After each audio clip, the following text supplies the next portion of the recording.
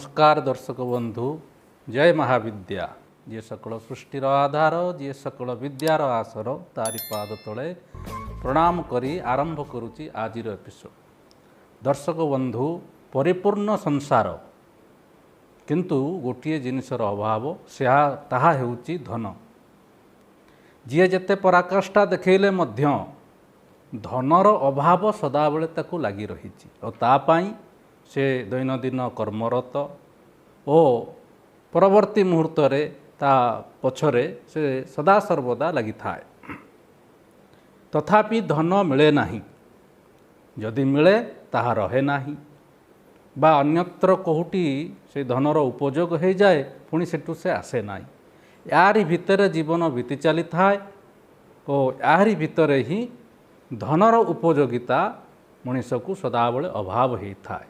जितेबाला सबु क्षेत्रु से निराश हुए शेषर से मागे क्या मागे ईश्वर पाखे मागे। यही धन वैभव को लेकर आज एपिसोडटी कौन आम ईश्वर को धन मागिले ताहा ईश्वर ठारू प्राप्त हुए आज आम यही विषय किसी आलोचना करवा। यही धन वैभव केमिति प्राप्त हुए तार संरक्षण केमिति हुए बा तार खर्च केमिति करा जाए। यदि ए सबुर समन्वयता न रुहे ताहले केबे हेले कौनसी व्यक्ति पाखरे धनपुर परिपूर्णता रहे नहीं। से जेते धनी होई थांतु जैसे जेते वैभवशाली होई थांतु किंतु धनर अभाव सदाबले थाए। आपण माने लक्ष्य करुथिबे संसार रे जे जेते बड़ लोक तार धनर अभाव सेते।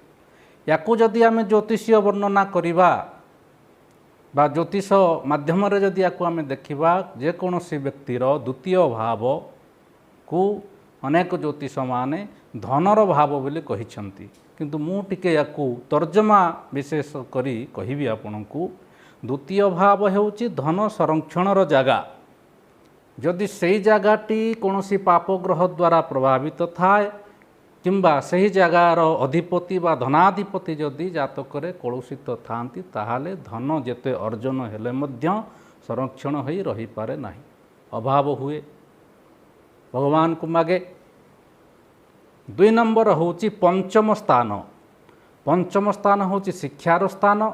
जदि उपयुक्त शिक्षा न थाए धन अर्जन करिवो केमिति? कौन पराकाष्ठा अछि जहा द्वारा से धन अर्जन करिवो? यदि पंचमाधिपति कलुषित हुंती, पंचम भाव कलुषित हुए, उचित शिक्षा प्राप्ति हुए नहीं, धन अर्जन करिवार जो क्षमता सेठी बलहीन हो जाए, धनर अभाव हुए। मागे ईश्वर को। 3 नंबर हेउची सप्तम स्थान, व्यवसायर स्थान। जदि कहीं जने व्यवसाय करुछंती, व्यवसायर दक्षता नहीं बा व्यवसाय रे जेते पुंजी लगेले मध्य सेटु किछि लाभवान हो पारु नाहंती ताहा सप्तम भाव कलुषित हेले। ए सबु परे नवम भाव। नवम भाव भाग्यर भाव। लोकटी परिश्रम करुची, दैनंदिन जहाँ तार खटणी खटिबा कथा खटुची, तार रुटीन टी से ठीक रखिची, व्यवसाय करू चाकरी करू जहाँ भी करू सेतिरे से नीतिवत रहिची, किंतु भाग्य ताकू किछि देउ नाही। नवम भाव भाग्यर भाव।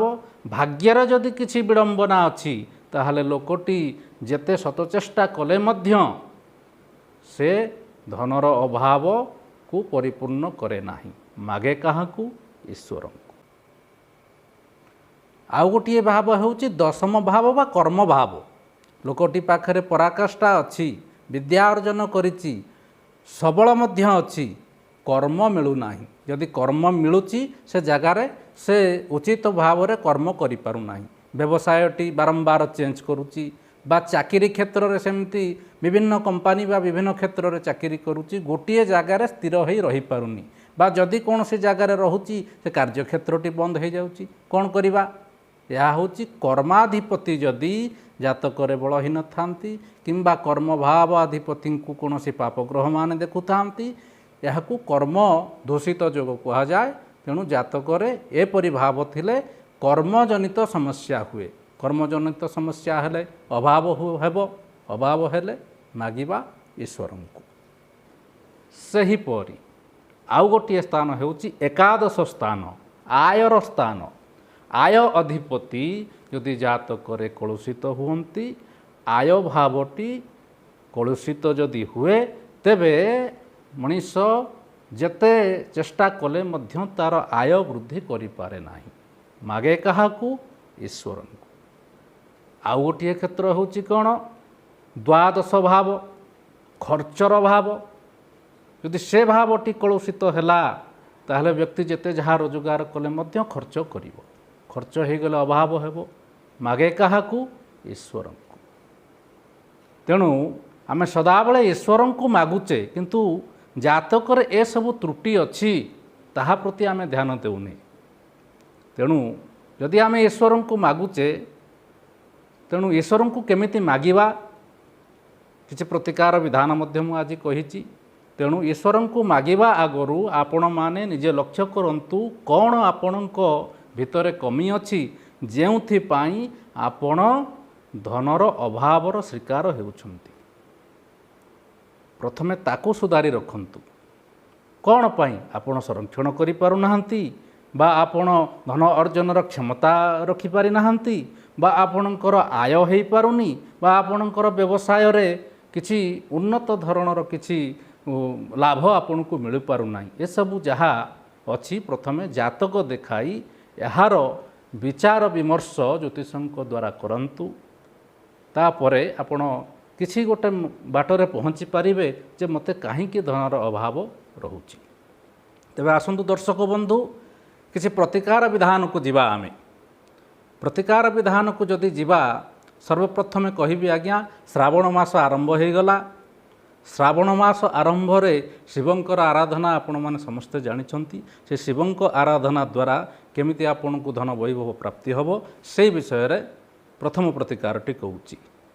श्रावण मास आरंभ दिनरु 108 बेलपत्र रे ओम नमः शिवाय लेखिकरी यदि आपण शिवंक मस्तक रे देई श्रद्धा भक्ति सह स्तुति पाठ करी 31 दिन पर्यंत ये अनुष्ठानटी करुछंती ताहले आपणक सांगरे बितुथिबा अभाविक परिस्थिति को स्वयं भगवान निजे चिंता करी आपणक पई किछि ना किछि व्यवस्था करिवे।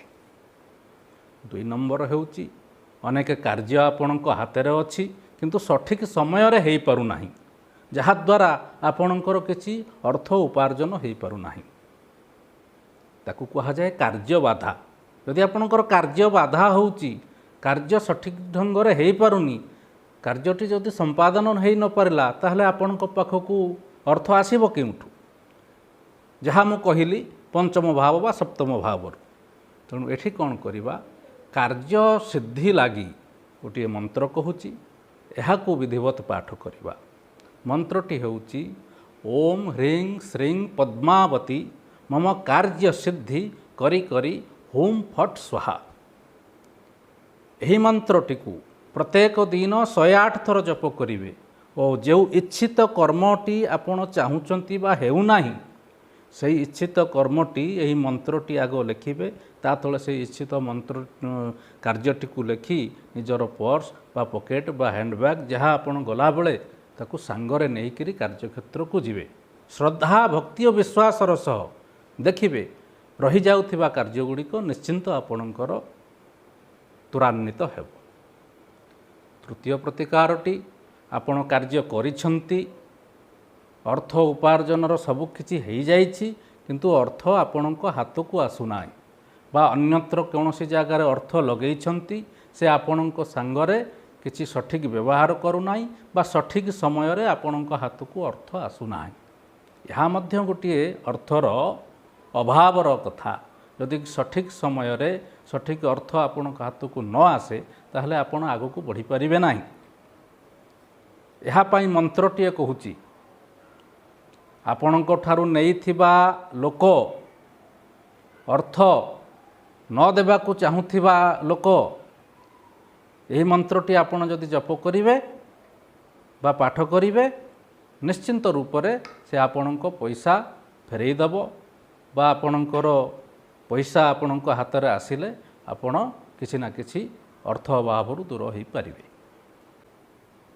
मंत्रटी हेउची ओम सरस्वती ईश्वरी भगवती माता क्रां क्लीं श्रीं श्रीं मम धनम देहि ଫଟ୍ ସ୍ୱାହା। ଏହି ମନ୍ତ୍ରଟିକୁ ଆପଣ 108 ଥର ବା ତଦ୍ ଉର୍ଦ୍ଧ୍ୱ ପ୍ରତ୍ୟେକ ଦିନ ଜପ କରିବେ।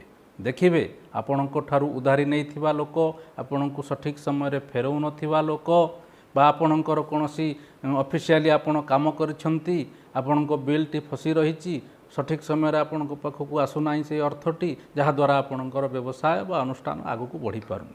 ଏହି ମନ୍ତ୍ରଟି ଆପଣ ପ୍ରତ୍ୟେକ ଦିନ ଜପ କରିବେ 41 ଦିନ ପର୍ଯ୍ୟନ୍ତ। ଯେତେ ଆର୍ଥିକ ସଙ୍କଟରେ ଥାଆନ୍ତୁ ନା କାହିଁକି, କିଛି ନା କିଛି ଆପଣଙ୍କୁ ନିଶ୍ଚିନ୍ତ ଏହି ମନ୍ତ୍ର ସହଯୋଗ କରିବ। ଆଉ ଗୋଟିଏ ମନ୍ତ୍ର ହେଉଛି, ଅତି ଦରିଦ୍ରରେ ପଡ଼ିଯାଇଛନ୍ତି, ଋଣ ଭାର ଆପଣଙ୍କ ଉପରେ ବହୁତ ମାତ୍ରାରେ ହୋଇଯାଇଛି, ଘରୁ ବାହାରି ପାରୁନାହାନ୍ତି, ଲୋକଙ୍କୁ ନୁଚିବାକୁ ପଡ଼ୁଛି, ଏ ପରିସ୍ଥିତିରେ ଆପଣ ଆସିଯାଇଛନ୍ତି, ଏମିତିକି ପରିବାର ପୋଷଣ କରିବା ପର୍ଯ୍ୟନ୍ତ ଆପଣଙ୍କର ଶକ୍ତି ନାହିଁ। ଏହା ମଧ୍ୟ ଈଶ୍ୱରଙ୍କ ଦ୍ୱାରା ସମ୍ଭବ। ଈଶ୍ୱରଙ୍କ ହାତରେ ସବୁକିଛି। ଈଶ୍ୱର ଚାହିଁଲେ ଆପଣଙ୍କୁ ସବୁକିଛି ପ୍ରାପ୍ତି ହେବ। ସ୍ୱର୍ଣ୍ଣକୃଷ୍ଣ ଭୈରବ ମନ୍ତ୍ରଟିଏ, ସ୍ୱର୍ଣ୍ଣକୃଷ୍ଣ ଭୈରବଙ୍କର। ଏହି ମନ୍ତ୍ରଟି ଯଦି ଶ୍ରଦ୍ଧା ଭକ୍ତି ବିଶ୍ୱାସର ସହ ଆପଣ କରିବେ, ଦୈନନ୍ଦିନ କରିବେ, ନିଶ୍ଚିନ୍ତ ରୂପରେ ଆପଣଙ୍କର ଦାରିଦ୍ରତା ନାଶ ହେବ। ଏଥିରେ ତିଳେ ମାତ୍ର ସନ୍ଦେହ ନାହିଁ। ମନ୍ତ୍ରଟି କହି ରଖୁଛି, ମନେକରି ଶୁଣିବେ ଓ ନୋଟ୍ କରିନେବେ। ପ୍ରଣାଉନ୍ସିଏସନ୍ ଠିକ୍ କରିକିରି ମନ୍ତ୍ରଟିକୁ କରିବେ। ସେଇ ପୁଣି ଆଉ ଥରେ ସେଇ କଥା କହୁଛି, ଶ୍ରଦ୍ଧା ଭକ୍ତି ଓ ବିଶ୍ୱାସର ସହ କରିବେ। ମନ୍ତ୍ରଟି ହେଉଛି ଓಂ କ୍ଲିଂ କ୍ଲିଂ କ୍ଲୁଂ ହ୍ଲାଂ ହ୍ଲିଂ ହ୍ଲୁଂ ସର୍ବ ଆପଦ ଉଦ୍ଧାରଣାୟ ଅଜାମଳ ବଦ୍ଧାୟ ଲୋକେଶ୍ୱରାୟ ମମ ଦାରିଦ୍ର୍ୟ ବିଦେଶଣାୟ ଓಂ ହ୍ଲିଂ ମହାଭୈରବାୟ ନମଃ। ଦାରିଦ୍ର୍ୟକୁ ନାଶନ କରିବାର ମନ୍ତ୍ରଟିଏ।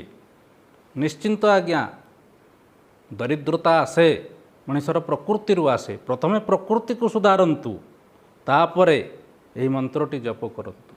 ଦେଖିବେ ଆଜ୍ଞା, କେବେ ଦରିଦ୍ରତା ଆପଣଙ୍କ ପାଖ ଛୁଇଁବ ନାହିଁ।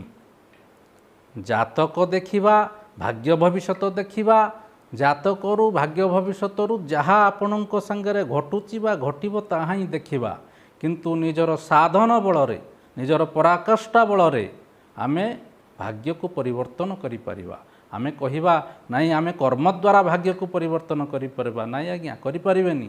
କର୍ମ ତ ଗୋଟେ ରିକ୍ସାବାଲା ବି କରୁଛି, ତା ଦ୍ୱାରା କ'ଣ ଭାଗ୍ୟ ପରିବର୍ତ୍ତନ ତା'ର ହେଉଛି? ନା। ପରାକାଷ୍ଠା, ନୀତି ନିୟମ ଓ ଉପସ୍ଥିତ ବୁଦ୍ଧି ଏସବୁର ସମନ୍ୱୟତା କେବଳ ଈଶ୍ୱର ଆରାଧନା ଦ୍ୱାରା ହେଇଥାଏ। ଈଶ୍ୱର ଆରାଧନା କରିଲେ ଆଧ୍ୟାତ୍ମିକ ଚେତନାରେ ଆପଣଙ୍କର ମାନସିକତାର ପରିବର୍ତ୍ତନ ଘଟେ ଓ କେଉଁ ସମୟରେ କେଉଁ କାମ କରିବା, କେଉଁ ସମୟରେ ଆମେ କ'ଣ ନିଷ୍ପତ୍ତି ନେବା ବା କିପରି ପରିଶ୍ରମ କରିବା, ଯାହାଦ୍ୱାରା ଆମର ଉନ୍ନତି ଘଟିବ, ତାହା ହେଉଛି ଆଧ୍ୟାତ୍ମିକତା ଦ୍ୱାରା ହିଁ ମଣିଷକୁ ମିଳିଥାଏ। ତେଣୁ ଦର୍ଶକ ବନ୍ଧୁ, ଆଧ୍ୟାତ୍ମବାଦୀ ହୁଅନ୍ତୁ। ମନ୍ତ୍ର ଜପ ଏହା ଗୋଟିଏ ଜରିଆ ଆପଣଙ୍କୁ ଆଧ୍ୟାତ୍ମବାଦୀ କରାଇବା ଲାଗି। ଆଜି ଏହି ଏପିସୋଡ଼ରେ ଆପଣଙ୍କର ଧନ ବୈଭବକୁ ନେଇକରି ଯାହା କିଛି ମୁଁ କହିଲି, କରି ଦେଖନ୍ତୁ, ନିଶ୍ଚିନ୍ତ ଉପକାର ହେବେ। ନମସ୍କାର।